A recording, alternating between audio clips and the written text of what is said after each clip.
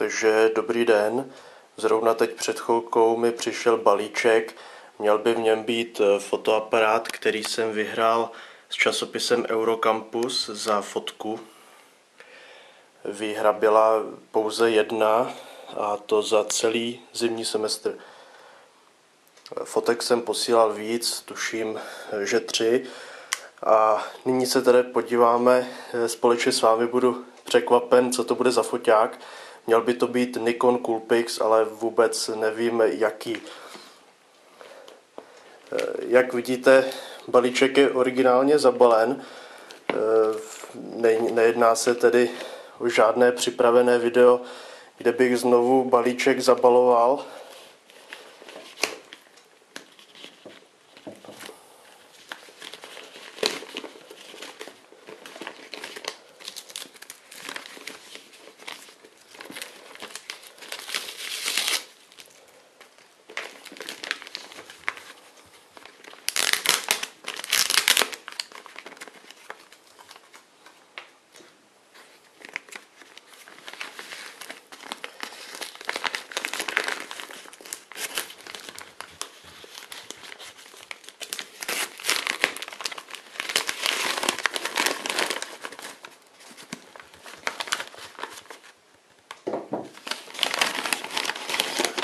Ano, je to skutečně Nikon Coolpix. Tady zřejmě ještě nějaké uvítání. To si přečtem potom. Opravdu originální dopis.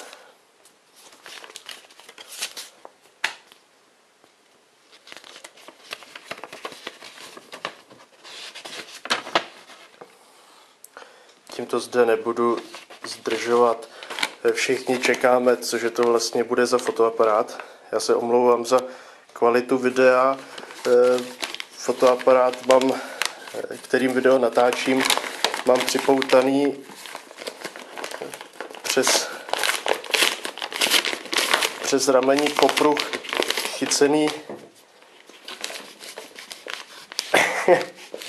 Se omlouvám. Chycený jenom za krk.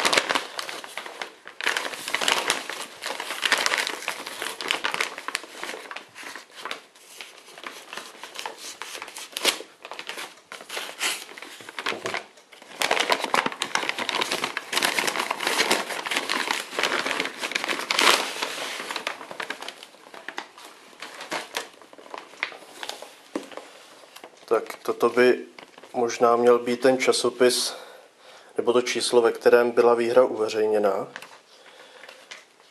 Já se zkusíme podívat. Ano. Ne, to je asi nové číslo. Za tuto fotografii, kterou jsem nefotil zrovna tímto fotoaparátem, kterým video natáčím, tak jsem fotil ještě fotoaparátem bratra, protože jsem čekal na svůj vysněný fotoaparát.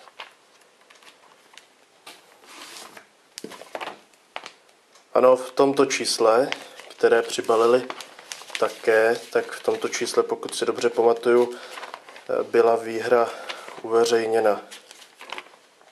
Ano,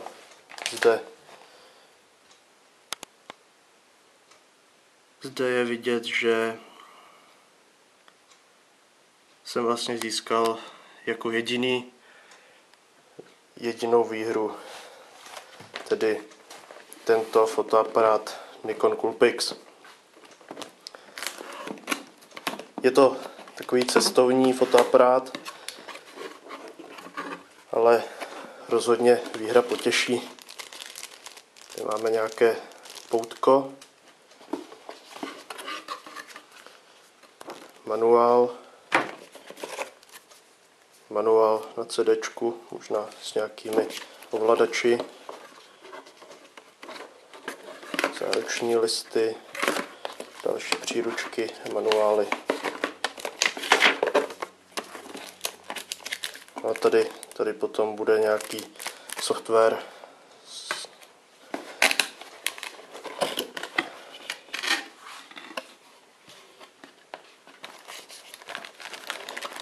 Takže tady máme samotný fotoaparát.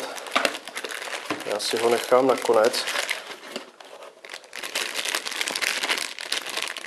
Zde vypadá to na micro USB. Bude to propojovací kabel do televize na přehrání fotek a videí. Zde je pak propojovací kabel s počítačem se stejným konektorem do fotoaparátu.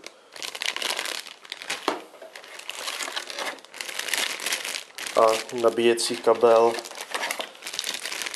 s nabíječkou pro baterku. Fotoaparát se tedy nabíjí, baterie fotoaparátu se tedy nabíjí zvlášť v tomto zařízení. Tady už samotný foťáček. Tady ještě baterka, pěkně zabalená. Foťáček je opravdu cestovní, takový malinký kapesní fotoaparát. Velmi, velmi pěkný. Nikde jsem tady neviděl kartu přiloženou. Nevím, jestli bude přímo v těle fotoaparátu, nebude karta. Karta zde není.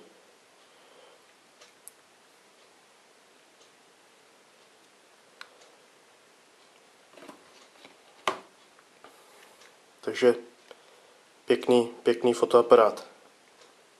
Malinký, akorát do kapsy. Já ještě můžu zkusit porovnat se svým telefonem.